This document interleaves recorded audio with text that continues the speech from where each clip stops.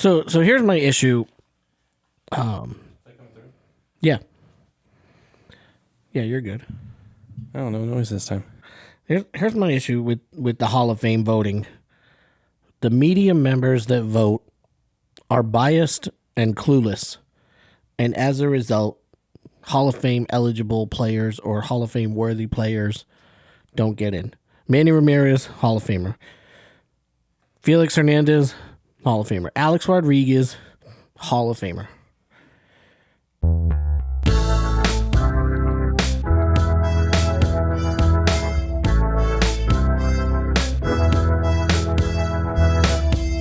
These guys should all be in, but media members don't have any friggin' clue. That's why we need to take their ability to vote away and make it to players. Any player with 5 years of service should get a Hall of Fame vote. What makes you put it at 5? I think that's enough to have a significant amount of experience to be able to determine if that person is a Hall of Famer or not. But then your voting pool is only going to grow, right?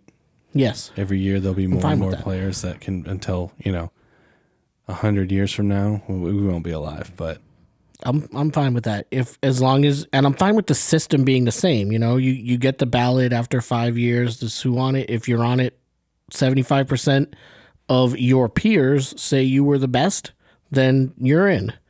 I don't think there's a single Major League Baseball player, past or present, that would say Felix Hernandez doesn't belong in the Hall of Fame, or Alex Rodriguez doesn't belong in the Hall of Fame, or Manny Ramirez or Roger Clemens don't belong in the Hall of Fame. Was there someone eligible that didn't make it? All those guys. Well, specifically this year. I don't know when Felix Hernandez retired, so I don't know if he's hit his. He must. Yeah, he was on the ballot this year, and he didn't get in. Roger Clemens, obviously. Manny Ramirez, it was his last year, so he's not in. He's got to go to the Veterans Committee, and I'm pretty sure the Veterans Committee, that is old players, they'll get him in. Same with Roger Clemens. But these guys, they should have made it. They should have been first ballot Hall of Famers. But because they're connected with a steroid scandal. Exactly. The writers are in charge, and if your name is even remotely connected, they'll be like, well, fuck you, and your first ballot Hall of Fame Yet is. Carlos Beltran get in, and he was the mastermind behind the Astros 2017 scandal. But they allowed that.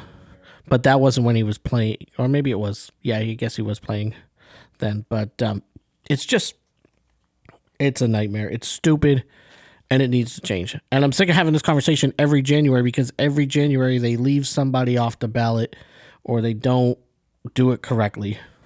Is A-Rod's time passed? I think so. Okay. Manny? If not, it's Ortiz almost. is in? Ortiz is in. Okay. Yeah. He never failed a drug test in his life. But he was just a DH. But he was just a DH. And, well, that was another thing. That's a guy that should have been. Edgar Martinez, right? That was the first one that kind of spawned it, right? Yeah. And there are a lot of media people out there who have this outdated belief that you played or you didn't play the field, so you're not a real baseball player, so you don't belong in the Hall of Fame. And it's okay, fine. Starting pitchers don't play every day. Should they be in the Hall of Fame? Yeah, right. Seriously. So same logic. My mic doesn't want to cooperate today. I didn't even touch this thing, and I don't even know. That happens to me sometimes. I just try to angle my head at the right point. Well, if I come this way with it, it's definitely gone. But maybe we'll come this way. I don't know. That's what she said. Sorry. That should pick me up. That should pick me up. Yeah, that's good. That I said texting yesterday, that's your wheelhouse. I'm not that I don't like baseball, but I'm not a big advocate on that. I don't know when my guys are eligible. So Yadier and Yadi and Waino. I want to see them go in together. Chris Carpenter and David Puma. Freese. Big Puma was on. David Freese won't make the Hall of Fame. No. I think he's already off the ballot. Big Puma, I think he might already be off the ballot. I don't know. Matt Holliday probably won't make the Hall of Fame. Could be. It's close. It's one of those guys that if you have the right year where... He was 07 Rockies, wasn't he? He was. Yeah. Yeah, he was the one that never touched home plate in the one-game playoff against the Padres to advance the Rockies. Padres fans still bitter about that. Yeah, but congrats, I guess, Andrew Jones and Carlos Beltran, certainly Hall of Famers. Yeah, never seen Andrew spelled that way other than with Andrew Jones, but yeah, he is the only one. That's the one thing I remember about him. They want to emphasize the ooh in Andrew. But yeah, that's my piss me off of the week. Be damned. Peter Gammons, right? Oh, he'll do it right. You know, a fun story real quick. One Buster time only. I don't know baseball writers. I met Peter Gammons on the street in Boston because that's where you meet Peter Gammons. And I was like, hey, can you sign an autograph for me, Peter? It was just us walking out on what's now called Jersey Street.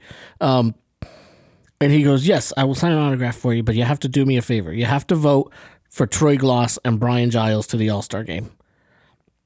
And I had All-Star ballots in my hand. I think that's why I said that. And I said, all right away. And I went, and this is the old style ballots where you had to like punch a hole in a thing. And I went and I punched him and he signed the autograph for me and off we went. But, that's a good story. I like that. But yeah, that's like who Troy he Glass was. would appreciate that. Yeah, Troy and Brian, I'm sure. Two guys that probably could be in the Hall of Fame was he on the too. Championship Angels? He was. Troy Glass? Yeah. I kind of know. Yeah. But it was funny. Like here you have that's one of the most well known, well recognized, and well respected. Yeah, I would say if I know baseball analyst there is, and he's like, yeah, vote for those guys. You would know. It's the only time I voted for anybody who wasn't a Red Sox in the history of my life. Yeah, because Peter Gammons told me to. I wrote these kind of out of order of what I want to hit because I have my game analysis here. Welcome to Fast Talk Podcast. There goes my mic again. Welcome to Fast Talk Podcast. We are looking at the AFC and NFC Championship games here coming up on the weekend. We are live in Las Vegas, Nevada, Green Apple Studios. Stitty City. I don't know where that came from, but... Get out of here. Get out of here with that. He played multiple years in Foxborough, and we never called it Stitty City. Well, because it never was. Maybe that will help hold it. Is that better? I think so. I wish. I got the thing. I wish the best for Jarrett Stidham following this Sunday's game. But I do... Very capable backup. You can ask Sean Payton. You can ask Josh McDaniels. He traded for him. He drafted him and then traded for him. So, yeah, so we'll get more into that game analysis. I don't want to beat a dead horse on divisional round other than Joe Burrow has since come out and said that it was definitely an interception, not a completion. It was an interception, absolutely. Buffalo, you need to stop. So to me, look, they've said it before 1,000 times, you have to survive the ground, and he didn't survive the ground. No, so somebody was pointing this out, and I say, Brandon Cooks, if he would have dove, take Jaquan McMillan totally out of the conversation. He dives for it. He hits the ground. Ball comes out. It's an incomplete pass. Now add Jaquan McMillan into that conversation and just say it bounced out of his hands and there's Jaquan to catch it. Yeah. What's the difference between the ball being in the air for a little bit and the ball being against both of their chests? So, I mean, I'll ride with Joe Burrow. Joe Burrow said it was definitely an interception. We can leave it at that. That's not why you lost, Bills fans. 5 turnovers is probably why you lost. That being one of the turnovers, but...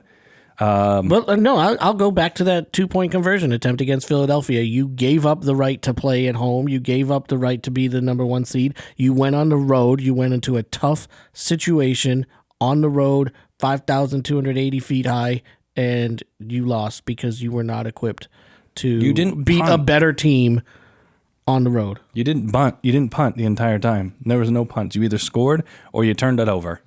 That's crazy. That's bad. And so... best player on the field, I think, for the entire game doesn't get to play next week because I thought the Broncos' defense was shitty. Most of the Bills players, Josh Allen, you can't have. So Bo Nix was the best player on the field, and here he is not breaking his ankle. And a lot of Broncos fans are like, well, that play where he broke his ankle shouldn't have happened because there was holding in the end zone that should have given the Broncos a safety and ended the game. A lot of people forgot about that play that happened. I mean, obviously, I was screaming for holding. But So Bills fans were like, blah, blah, blah, that was an interception. And I was like, well, we were holding in the end zone. It should have been a safety. So irregardless, it doesn't matter. We move on. Broncos are playing the Patriots in the AFC Championship game without their starting quarterback. And everyone's pinpointing the bootleg play as the one where he fractured his ankle. I saw a thing of what the doctor said that it was kind of a building up process. We're just over time. More, one of those what do you call it? Compound fracture or something of that nature. So not one spontaneous moment, but a build up into a break. So, because it's not like they're going to be X-raying his ankle between every game. Right. There's no need to, especially if he's not feeling any pain. Nevertheless, or not sharing that he's feeling any pain. Yeah, that's probably what it was. Even Sean Payton was like, if I'd have known you had those problems, I wouldn't have drafted you. And he said that in his press conference too. He has full confidence in Jarrett Stidham, so I have full confidence in Jarrett Stidham. What was the other one? Pat's Houston. Kind of a weird snowy game, a lot of turnovers. Really sloppy on both sides of the ball. That's it. I mean, ultimately, the Patriots defense proved to be the better defense. Yeah. But I think that's because Houston was a much worse offense. And we talked about this last week on the podcast about how the weather affects you. And CJ Stroud's out there saying, no, that's not going to bother me. It did. It did. Clearly evident that the snow, the rain, the elements had a massive effect on that I think he was just trying to do too much. And on both sides, and you threw 4 interceptions in the first half. That is very, I think I texted you, that's very Peyton Manning. Peyton Manning, yeah. He's done that in Foxborough. In the snow. Yeah. So if that's anything for Houston Texan fans to take out of it, hey, CJ Stroud looked a lot like Peyton Manning on Sunday. And if anything, you've got a capable backup if you're not feeling CJ Stroud going forward. I think Davis Mills could do okay. Seahawks Niners wasn't a very good game. The opening kickoff kind of set the tone on that one. Blowout. I watched until maybe a little bit into the third quarter, and then switched to the Golden Knights. Rams Bears was a great one. It was a pretty good game. I'll tell you, it is once your game is over, and I'm sure you felt this on Sunday, having played on Saturday. Being the first game because I could enjoy the other 3 games. Yeah. Knowing, we already made it. And it was happiness for about 45 minutes. And then, and then I didn't know how I felt. I still don't know. Once you got the news, yeah. It was 45 minutes of just pure euphoria, fuck yeah, and then the news comes, and I think every Bronco fan can agree with me on that one. It was fun watching Bears-Rams, though, I will say. Yeah, it was just relaxing. Here, whoever wins this game, they're beating each other up. Another kind of cold, snowy, crappy game where the elements play a bigger role than you want them to. But Rams came out on top. Overtime. Bad throw. Another bad throw in overtime. Yeah. And clutch field goal from that, they call him the thicker kicker. Nice.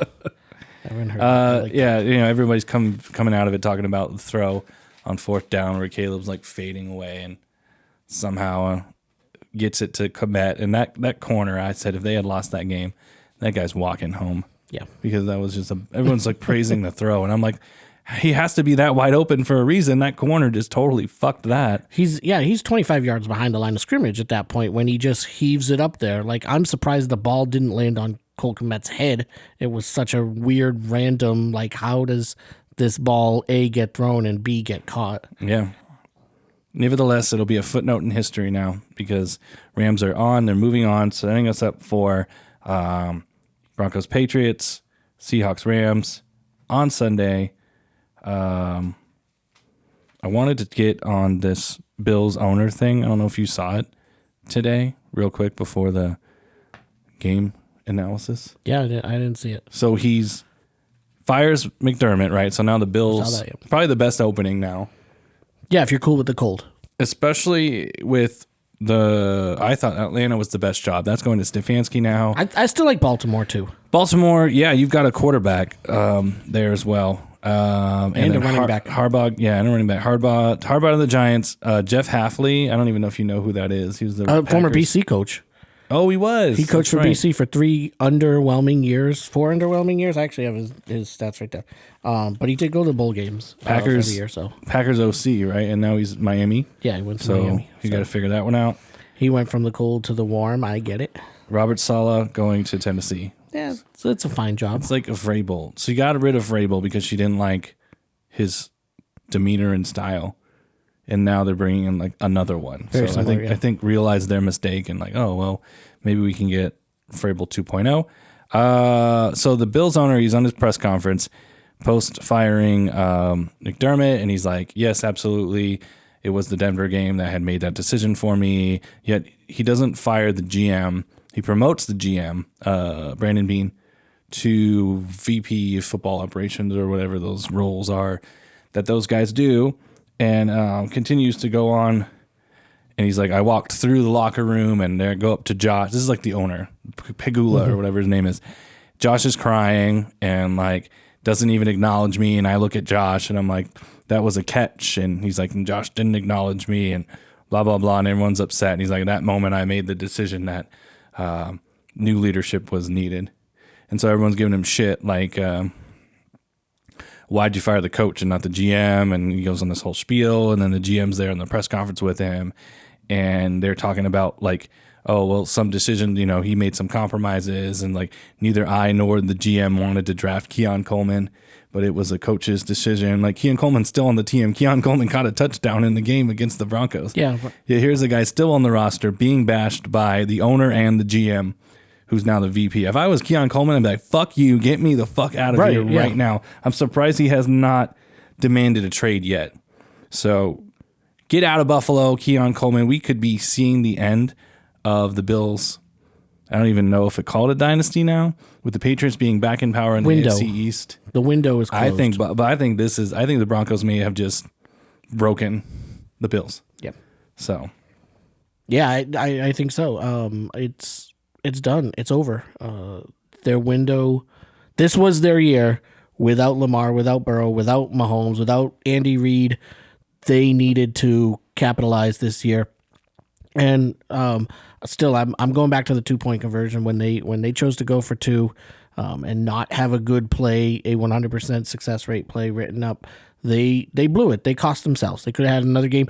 Imagine one final game at Highmark, yeah, going out in the playoffs. No, they said we don't want it. We're going to take the 6th seed, go on the road in the playoffs, and press our luck. Terrible. It was a horrible decision, and I agree. I think we talked about it. Is there a possibility that McDermott is gone if they lose to the Broncos? And there's our answer. Sure enough, it happened. So I feel like the only way to get that right is you can't bring in a young gun guru for them. It's got to be a seasoned vet that's been there before, a leader of men to bring, and McCarthy is still out there. And so now I said McCarthy for Arizona. Mike McCarthy to Buffalo is to me a no-brainer right now. I actually would enjoy that if that happened. I'm not a big McCarthy guy. I think he does enough to get you there, but doesn't do enough to get you over the hump. He won a Super Bowl with Aaron Rodgers. Yeah, Aaron Rodgers won a Super Bowl with Mike McCarthy. Fair enough. That's how I look at it. I'm just trying to think of some other big name former Super Bowl winner that's not currently employed. Tomlin, for me, would be the guy too, but he said... You keep saying he's taking a year off. He is also under... Because they didn't fire him, I looked this up. They own his rights for 2 more years, the Steelers do. So if somebody wanted to hire him, yeah, they got to trade him like the Saints traded Sean Payton. Okay. So I see you, Steelers, and what you're doing there. That's pretty smart. I would if I were the Bills, I would give up a 2nd or 3rd rounder for Mike Tomlin. Yeah. Or anybody out there who needs a head coach, I would give up a 2nd or 3rd rounder. Arizona, for Mike I still stand with Arizona. I think. Arizona would be the best for him he would be the best for Arizona because, again, accountability. Yeah, exactly. And he's the exact coach. He's that guy, I think. for years and years with the Cardinals, it's all Bidwill doing the bidding. And I think Mike Tomlin would be the guy that would not be afraid to walk into Bidwill's office and say, hey, I need you to spend money, or I need you to support me benching this guy or making this trade, or whatever it needs to be done. I don't think that realistically any of the coaches they've had for the last, basically since Bruce Arians left, have been that guy. They've all been Bidwill's minions, if you will. Yeah, and there's a lot of owners that I feel like do that, like Cincinnati being another, not getting rid of Zach Taylor. They probably should have. And Parcells and Mr. Kraft had that issue. You were talking about the owners and the players in the draft with Buffalo. In the mid-'90s, there was a big issue. The Patriots drafted Terry Glenn when Parcells wanted to go defensive. It made a big deal, and that's what ultimately led to Parcells walking away, getting traded to the Jets. And then eventually Mr. Kraft ceded full control to Belichick, and you know what happened. History. Yeah. Last head coach I missed is Stefanski going to Atlanta, which is the one I'm excited about. So yeah, I think that's a decent spot for him. Like you said, it's a good spot where you have a young, talented QB. You've got one of the best, and very capable backup too. I think you have a good roster in Atlanta. Yeah, and they also hired Matt Ryan to be the. Not the GM. He's like football VP. Yeah, that's huge. Whatever John Elway was for the Broncos, he's that for Atlanta now. Matty Ice is going to do what it takes to get Atlanta back to the Super Bowl, and if they get a lead in that Super Bowl, not blow it. Yeah. Because he knows what it's like, and it follows him wherever he goes. And I know that chip on his shoulder. It's a chip that's not going to go away. He's dying to get rid of it. If he can be the guy that brings the Lombardi Trophy to Atlanta, whether he's doing it from the front office or from the playing field, I think if he does it, it helps alleviate it, but not 100%. He'll never 100% alleviate that being the quarterback on the field that had the most control. Remember, it was the play calling. Well, yeah, play calling. You can audible out of that shit. Poor Matty Ice. He also like, I don't know if you saw, one of the Atlanta journalists tweeted something about, hey, now Stefanski can get a stable environment where he had nothing but like a shit show of quarterbacks and failures and all that. And Baker tweeted back like, oh, I wouldn't consider it a failure considering they beat Pittsburgh and won a playoff game. And he was like, then I was shipped off like a piece of garbage. Just Baker trying to create a chip on his shoulder in the true Baker fashion. So I'm excited to see those Atlanta-Tampa games next year it'll as well fun, too. So the openings, still 6 of them, right? And I think these guys are just waiting for the last 4 games to complete. Yes. Because there's guys on all those rosters that they're looking at. Like, I think the Rams, OC and DC, Denver's DC, Vance Joseph. I don't think anyone on the Pats. Somebody said our passing game coordinator, whose name I don't know. And then a lot of the Seahawks, like Kubiak, who's the Seahawks OC, right, is one of those potentials. So Arizona, Baltimore, Cleveland, Vegas, Pittsburgh, Buffalo. I think Buffalo causes, once the games are over, I feel like Buffalo will cause the chain reaction where everyone dominoes will start to fall. My guess is, I'm just throwing these out there, I have Dable going to Baltimore, Mike Shula, who's the Rams DC, Don Shula's grandson, Cleveland. Vegas, I still have Jesse Minter, and they can go ahead and hire him because San Diego's not playing. I have Clint Kubiak going to Pittsburgh, and then McCarthy, Buffalo. And then for Arizona, I wanted Vance Joseph because he was there, but they've just went with a defensive guy, so I don't think they're going to go that route. So there's a passing game coordinator / OC for the Rams, Shieldhouse, and that's who I think they're going to go with. Okay. So that's my guesses. You don't think Daboll would be interested in going back to Buffalo? I thought about that, but I think they were most successful with him and Josh together as OC. I think if Josh had his say, yes, but I think he doesn't. So not anymore. I don't think any. I think he's a possibility. He's in the at least over 10% that they might go that route. So we'll see. They can go ahead and hire him right now if they wanted to, too. Yeah, that's another one. Not like he's doing anything. The Broncos and the Pats are doing things. Sunday afternoon. I went ahead So I went ahead and ranked what I thought at the different position groups for our for this game here. Okay. QB, I mean, that one's kind of fucked up. Drake May. Yeah. RB, I will give the Pats the nod. I would take that too. If Dobbins comes back, I've heard. I wrote Dobbins in a question mark on here too. He's been hurt, but he also could be fresh. So right. But the running game hasn't looked good all season, and the Patriots running game has looked not spectacular, but much better than the Broncos running game. I gave us the edge in wide receivers. So because of Sutton. Yeah, well, you have wide receivers. Well, no disrespect to Keyshawn Booty and that was a hell of a catch. Pop Douglas and Stephon Diggs. And the guy I can't pronounce, Efton Chisholm. Love that shit. I mean, we have a lot of guys, but we don't have any number ones. Well, when little Jordan Humphrey is catching touchdowns as well, he dropped one and then got redemption later.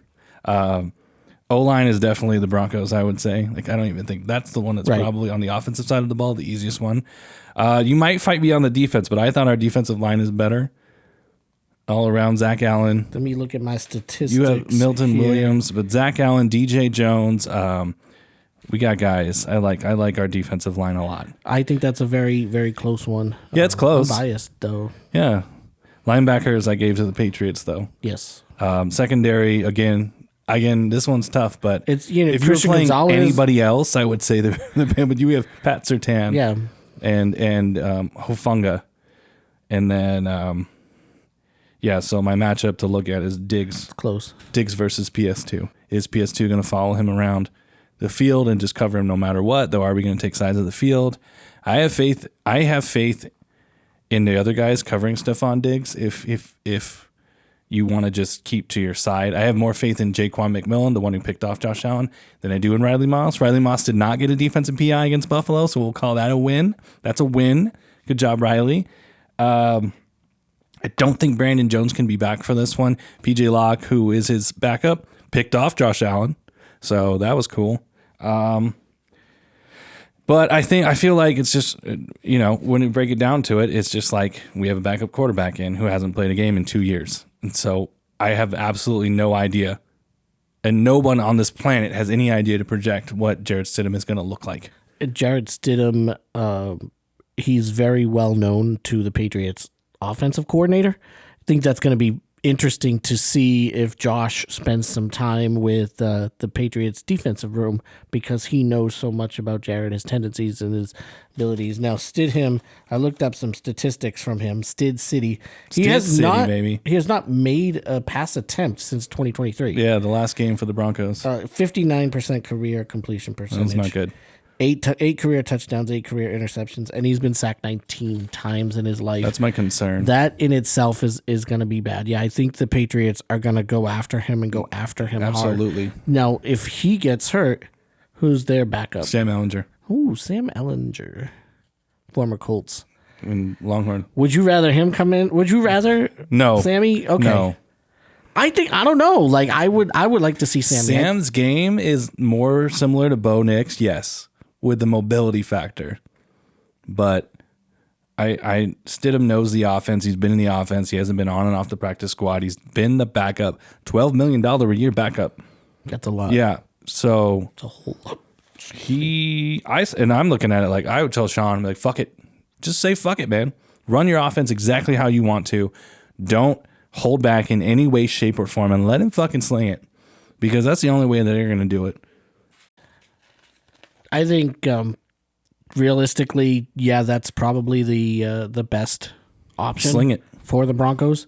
The fact is, though, and I guess if you're a Las Vegas guy, you have to take a lot of pride in the fact that a former Raider quarterback is starting for the AFC Championship. It's the closest the Raiders are going to get to the AFC Championship for a while, but he's not going to win. I'm sorry. It's a very close game. I think it's going to be a lot closer than people think. I have a 20-18 score. You get the nostalgia there. He will not win it, but he could lose it, right? That's what most people are. And I think what's going to happen is the Pats defense is going to get to him the same way they got to Stroud and the same way they got to Herbert in the second half of the other playoff games. Realistically, our again, offensive line is better than both of those two offensive lines put together. Yeah, I know. So Yeah, don't discount the Patriots defense though. And remember again, it's a backup quarterback that hasn't. He's taken one snap since 2023, but he has not thrown a pass. And sorry, I mean I've never been a Stidham fan. He was the guy that was supposed to supplant Tom Brady. Yeah, at some point the second or the heir apparent. All I know is the last time we saw him was Game 4 of the preseason, and he lit the shit out of the Arizona backup secondary. Yeah, that no. Watch out for Evan Ingram in this game. That's what I'm gonna say. There is one thing I also looked up. The referee for this game is going to be Alex Kemp. Now he did two Patriots games this year, both of which the Patriots were on the road, both of which the Patriots won. He did one Broncos game this year versus Tennessee. That was week 1, I think, right? It was week 1. We won. Yeah, you won 28-20. So there were 6 penalties for 45 yards for you guys in that game. But with Alex Kemp, the home team wins only 47% of the time. Oh, interesting. That's a stat somewhere? Yes. Interesting. I did not think to look that Football up. Reference. You can look up officials. I just found that out yesterday. Not related to Sean or Matt, I'm assuming. I don't know. He's white, isn't he?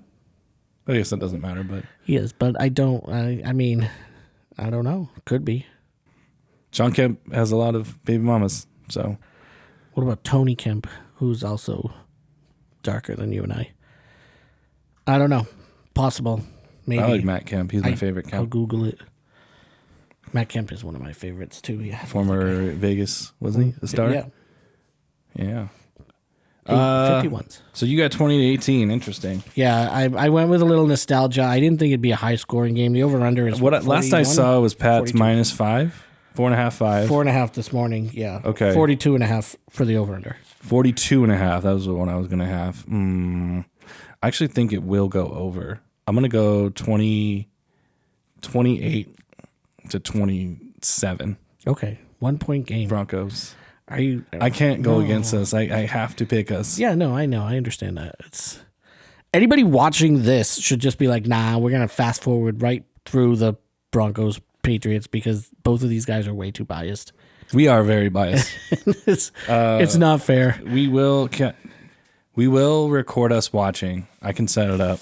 Okay, cool. And we'll watch it here. Ray can come for sure.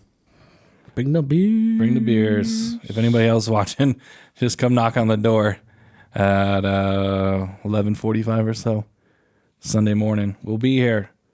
28-27, 2018. Rams Seahawks. We're not biased in this one. I'm excited for this one. I think it's going to be good. I think the best part of this for me is this is an NFC West matchup. Shout out western side of the country. Also Broncos, Seahawks, and Rams. Oh, before we move forward, this game, Patriots versus Denver, is the first time the Patriots have crossed the Mississippi River since the first week of the preseason when they were in Minnesota and they were only 5 yards away from the Mississippi there. Oh my God. Yeah, they've been on the eastern half of the country the entire season. So yeah, now they're on the west and Super Bowl's in the west too. Yeah, Super Bowl About is as west as you can go in this country. in San Francisco. Well, Hawaii, but That to me is the funniest part is these 49er fans are going to be stuck watching this game to see which of these two teams they hate is going to go play the Super Bowl in their home stadium. And I love it. And it's going to be the Seahawks. well, I've been on the Rams all season. There's no reason to get off it now. I would say I've said Broncos Rams since about week 12. Yeah. So I could be right.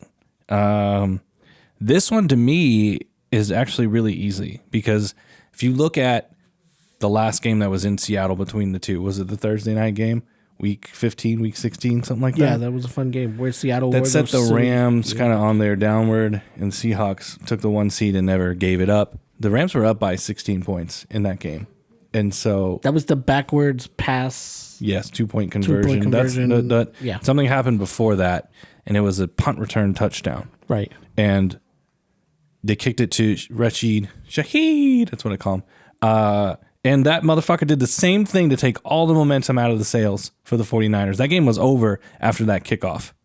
And so this is easy because you can very easily avoid him touching the ball by kicking it through the end zone. I know they get it on the 35, but I feel like your defense is good enough, and I would much rather kick it through the end zone and give them the ball on the 35 than give Shaheed a chance to impact the game. So for me, this one is all, I'm fucking up my mic again. Special teams, special teams, special teams. It's the unit that means the most. You just do not give that guy a chance to make any sort of impact in the game. And that's why I think the Rams can win. Now, they can throw screens and passes to him and try to get him into space, but it's not the same as a punt return, because you get that punt return, you get the fans up and going, right? They'll get rowdy. And so we know the 12s, right? We all know the fucking 12s. The 12s. You do that, and you make him drive the field, and you force Sam Darnold, who we still don't have confidence in, because what did he do against the Niners? Fuck if I know. So, force Sam Darnold to beat you. This is easy. I mean, they put up 41 points. That was defense. Oh, okay. Turnovers and punt returns and shit like that. So I am sitting there. If I am Mike Shula, right, who I said is going to be a head coach of the Cleveland Browns, you got to force Sam Darnold to beat you, and I am not convinced he can do it. Okay. He threw 4 interceptions in the game that I was present at in LA in October. Yeah, and they only lost by a missed field goal. So you got a healthy Devontae Adams, who did not play in that Seattle game, who made a ridiculous catch on the sidelines to beat the Bears. That was cool. I just feel like you're up 16. You have the confidence. I think this one's at least a touchdown, honestly. If you're going to ask me, Rams by a touchdown. Both of the Rams playoff games this year, they have struggled. They've had to come back in the fourth quarter or overtime, come from behind to win, which might say something, but I don't think the Seahawks are on the same level as the Panthers and the Bears. The Seahawks are much they are a better team than those two teams. They also haven't faced any adversity, and I feel like the Rams and Broncos have faced nothing but adversity. True. The Broncos the entire season. The Rams this entire postseason. They're battle ready. They're battle hardened. Patriots went through a little bit of rough patches in both of those playoff games. But they did. Not like the Broncos going to overtime. So, but I think a lot of that speaks to the fact that the Seahawks are a superior team. Maybe. I think they're better, and I don't think that this is a blowout. I don't think they're going to crush them the way they crushed the 49ers, but I think they're going to win, and I think it's going to be a 2-point game. I got 33-31. The over-under is 47.5. So I say take the over. I say 34. Take the 20. Oh, it's 2.5. So 34-27. That's Rams, what I got. Rams to cover. 34-27. Okay. So yeah, we got opposites, but we both got high scoring. I think so. I think it's basically the Seahawks defense comes versus the Rams offense is going to be the biggest story of the game. I didn't see the weather either. Are Puka and Devontae going to be able to get going? And if the Seahawks D can hold those two guys, it's going to be you got to keep it close. Much of a chance. You got to keep it close early. Like say you win the toss and you can hold Darnold. You don't have to hold him to a 3-and-out, but if you can force a punt and then don't have a 3-and-out to start, that would be good to get the crowd you don't want the crowd into it. And if you're Seattle, you want the exact opposite, right? You want the crowd in it. You want going nuts. Yeah, you need a Rams 3-and-out. You want, I think it was Doug Baldwin. He was up in that Hawks nest for the last game. And so they'll probably grab Richard Sherman or Cam Chancellor. Yeah. Someone from the Legion of Definitely Boom. Somebody. To be there, which would be cool, I guess. But Pete Carroll's not doing anything. He might be able. Yeah, not doing anything. Sorry. So that'll take. So obviously we have complete opposite Super Bowls here. You want the ref in this one is Clay Martin. Okay, I know who that is. Did one game for each team. They both won. Nothing real special. Rams had 4 penalties for 32 yards against Tampa, and the Seahawks had 7 penalties for 56 yards against Jacksonville. I mean, 7's a decent amount. But there were 10 called against Jacksonville against Seattle. So that's a lot. Home team wins 62.5% of the time. Wow. With Clay Martin. That's a decent percentage. Yeah. Wow. Oh, well, I'm not changing my pick. I know you're riding with the Rams. Yep. So Rams Broncos, which is not a rematch, the only one that can't be a rematch. The only combination of things that can't be a Super Bowl rematch is Broncos Rams. So you're calling a 49 rematch. Yes. Not a 36 rematch. Or a 53. 53, yeah. Now I was looking to you've correctly predicted the outcome of every game. I'm just gonna say ride with your guy here. Right. Okay. 10 for 10. All I'm right. 10 for 10. I'm 8-2 money line, 7-3 spread, 7-3 I swear total. you said I didn't watch the last one, but I swear you said 33-30 Broncos. I actually You said 30-27? I said against the Bills. I said 33-27. 33-27. I knew you were a 33 in there, and you were really close. Yeah, it was 33-30. I actually and wasn't, 41 for the Seattle. You picked that. I had 41 for Seattle. I was kind of close. I had 18 for Houston, and so you're good with the numbers. Yeah. Well, I was way off on the Rams and Bears game. That was the only loss. We both thought it would be a little bit more offensive than it was. Out of 12 possibilities on over the weekend, I was 11-1, and my only loss was the under in that game. So I had the Bears covering by a hook, and they covered by 1.5. So we'll take it. Yeah, I had asked you how Bears fan was feeling, and you said feeling good, and I was like, "Fuck that." I'd be pissed. I don't get that. Like, these fans, when I think you touched on it a couple of weeks ago too. There's those steps, and to them, this was the step. Okay, we're gonna make it to the playoffs with Caleb, and then next year we're gonna try to make it to the conference championship with Caleb, and then the year after that, that's when we hope for the Super Bowl. You know, kind of like playoffs in 3, cup in 6. And they're content with those. And I think you and I, with our teams having won Super Bowls in the current century, I've seen a lot of second-year quarterbacks win Super Bowl. Big Ben. Yeah. Right? Didn't Brady? Brady in his second year, yeah. There's nothing in my mind that said that Bo Nix couldn't go and win the Super Bowl. Same thing with Drake. If he was healthy, there's still nothing in my mind that says that Bo Nix can't go win the Super Bowl. My concern now is that Carson Wentz, Nick Foles effect. So Carson Wentz has not been the same since he got hurt, and Nick Foles goes and wins the game. I'm just worried about what it would do mentally to Bo Nix. So you really need the Broncos to lose in order for Bo Nix to keep this. You don't want Jared Stidham to go out and do well and get that big job with the Jags. What he would do, I do not know. I think Bo Nix has a lot more mental fortitude than Carson Wentz does, but I don't know. He did go to Auburn. Now we have another Auburn quarterback. Yeah, I feel like I need to take a trip to Auburn here in the next 2 days. I'm gonna let my friend Lane know that. Lane, you met Lane at the other recording studio, Auburn fan Lane. Oh, okay, yeah. I'm gonna have to get a hold of him and be like, I got 2 Auburn QBs here. I was riding with one, and now I've got another one that's got to get me to the promised land. Hey, at least you made the playoffs. We had 2 Auburn quarterbacks in New England and didn't even make the playoffs. So on the roster at the same time, yeah, Newton and Stidham.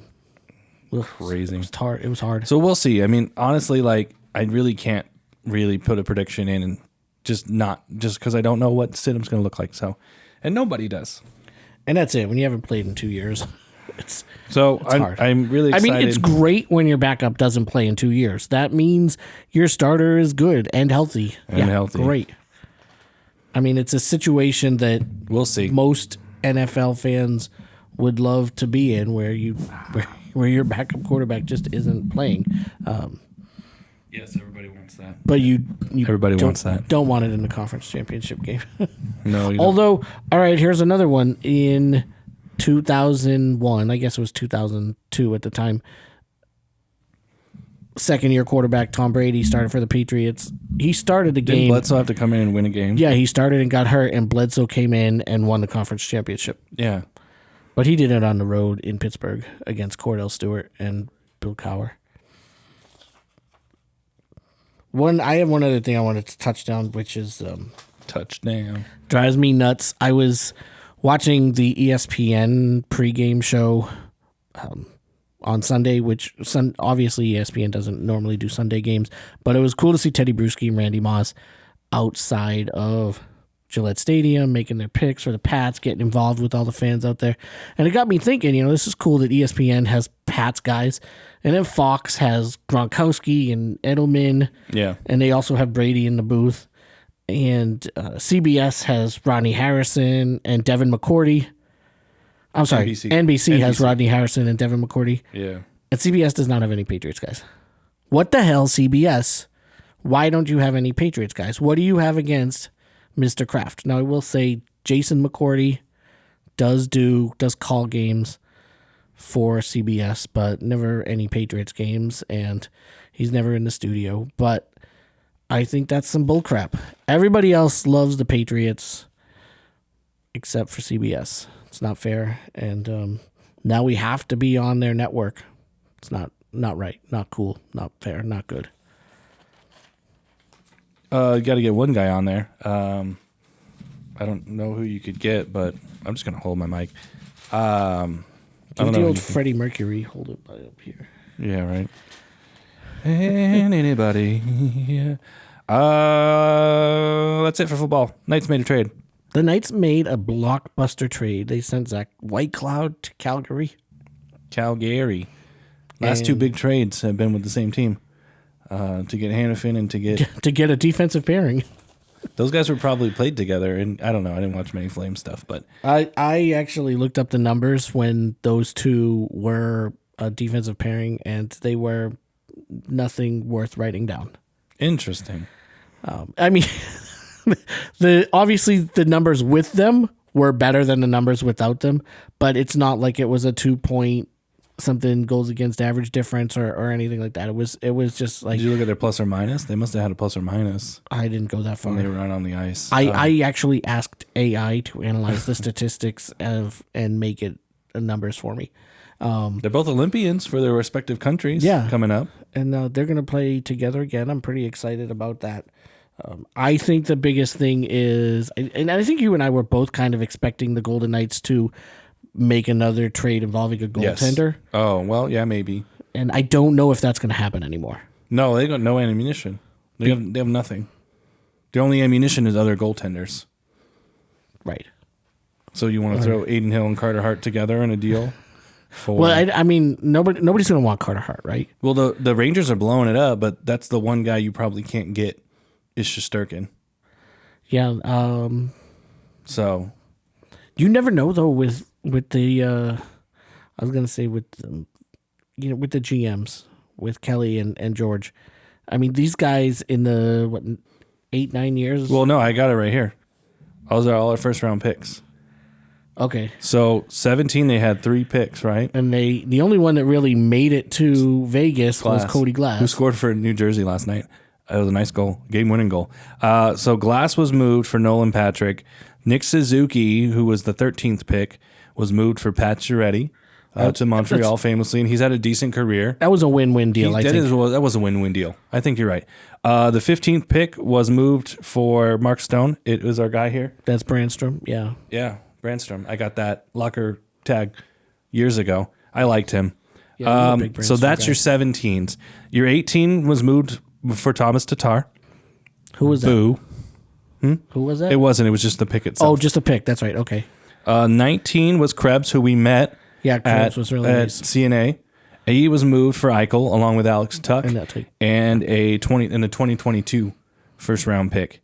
2020 was Brendan Brisson, recently moved last year so we could get Riley Smith back. Riley Smith, yeah. The next year was Zach Dean. Moved to St. Louis for Barbashev. Yeah, okay. And then the 22 again was Eichel. I was going to look up this guy's stats that Buffalo took, and now I can't. I remember I didn't do it. 2023 was moved to San Jose. In the Hurdle deal? For the Hurdle deal. Okay. We made the pick. Edstrom is the guy's name. We moved him for Hurdle.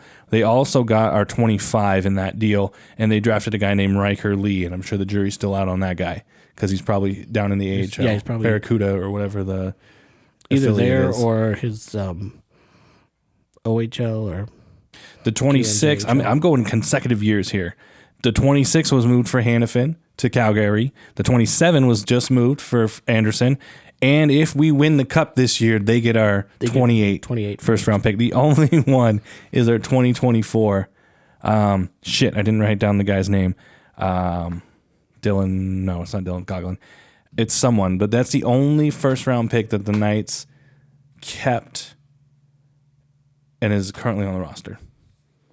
They only used like 3 of them and then have moved that guy. For an expansion team that's made the playoffs in almost every year, advanced to the conference finals almost every year, other year, won a Stanley Cup, I would say they're not doing too poorly. You can't get mad at it because it's fucking working. And yeah, they're, you talk about how they toe the line of the salary cap, but change the rule. They're doing it, and they're not breaking any rules. Exactly. I know everyone non-VGK fan will get mad at us, but they're not breaking any rules. Tampa did it. Dallas did it. Colorado did it. Everybody did it when it was a rule. They're winning. And, if you're Columbus, if you're Minnesota, it sucks. Winnipeg's put out some damn good teams since the Golden Knights' inception and have not been able to. I think they made it to the conference finals when they lost to us 4-1. They're doing just fine. Made the last 2 cup finals in the same division as the Knights. Yeah, with guys that they drafted, right? But they've come to realize, oh shit, that's not enough firepower. Look at Florida. They bulked up too, right? Getting to Chuck, getting Bobrovsky, making moves for these guys. I think Barkov was their only homegrown guy. Maybe in hockey, I feel like in programs where there's a minor league system, I feel like draft picks aren't as important as proven commodities. Right. Like the draft is really important in the NBA and the NFL, but I do not feel like it's the same in the NHL and the MLB. It's the difference between your player development system versus your player evaluation system. And in football and basketball, you got to evaluate. In hockey and baseball, you need to be able to develop, identify. Yeah. And that's the, where you look at it, the Golden Knights are like, no, we're not interested in development. We're interested in finding guys that'll fit our team and fill our needs. You look at that first year, it was a really good team, but the big knock on that team was we need an enforcer. Go out and trade for Ryan Reeves, and all of a sudden, immediate impact. Here's a guy, that's going to come and knock you on your ass or fight you if you need be, and nobody is going to mess around with the Knights anymore. Yeah. And it worked. Yeah, absolutely. I don't have any knock on what George and Kelly are doing up there in the offices across from Mackenzie River. A lot of people, the problem is, I'm seeing a lot of like, you not showing any loyalty, like someone like White Cloud, who's a good player. Yeah. Moved. I can't believe he was 4 years into that contract. I swear he had just signed it, but I guess not. So he was pretty deep in that contract. That's why we had to move him, because there's just 2 years left on that thing. And I'm sure Calgary wouldn't have taken anybody else that didn't still have club control for at least a little while. Well, and that was the big deal with Andersson is he wants an extension. He does, but he hasn't gotten it yet. And he didn't, I guess the Bruins were in on the deal too. Yeah, I heard that. But he is famously, and he may not have said it or not, but he's like, I want to go to Vegas at the beginning of the year, and then never happened. And now I think Calgary may have used that to their advantage a little bit. Like, he's already said he wants to go to Vegas, so come on, Vegas, man up here. So. Yeah, I'm not sure why Boston fell through. I heard that too. It was because of the extension. They didn't want to do the extension. They just wanted a back half of the season rental. Yeah, rental, and then if it works out, it works out. But we weren't going to pay, and I'm sure they'll get something done with Andersson. With the Knights will, because obviously that was a big reason why he wanted to come here. So. I'm sure they'll make the books work. Yeah, they'll figure out a way to make it happen. Somebody will be gone though at the end of the year to make room for something or other. Howden, I know, is on LITR now, along with Carlson and Sissons is on there, and even Anderson's on the injury report. So I don't even know if he's going to play tomorrow in Boston. So we'll see what happens. They're at the Bruins. I didn't look much past the schedule for that, but we don't know if Carlson's coming back this year. Right now, as I was reading that this morning, is like, is Carlson going to come back? And that kind of scares me. Will may not be 40-goal Will anymore, but he's reliable. Yes. And, especially when you get into the playoffs, that's a guy I want on the ice. Yeah, he's definitely a guy I want on the ice for. I think Sweden's upset too. He can't be on their roster. So, but Anderson will be, and then Hannafin and Eichel, and then Theodore, Stone. Who am I missing? Hill? Is he on the Canada's really roster? He's on somebody's roster. I would have said Binnington and... I think he is too. I know Thompson's on somebody's roster. Yeah, LT. Pretty sure he's on Canada's roster. I don't... It would be nice to get that guy back, huh? Make that trade. They should just say fuck it and try to get a trade with for Hellbuck. Like... You think... Except he's not good in the playoffs, so maybe not. Well, he never had the Knights in front of him. Yeah. So we'll see what Mr. Rasmus Andersson can do in VGK. I think he's keeping the number 4. I think I saw Jersey, and so Boston's coming up. We've got our AFC and NFC Championship on Sunday. Watch party here somewhere in the building. And in the building. That's all I got. That's all we got. Thanks for coming. Go Knights, go. Go Knights, go. I'm going to fix this Pats. microphone as soon as we're done filming because I keep hitting it. Go Knights, go. Go Broncos. Go Pats. Go Drake May.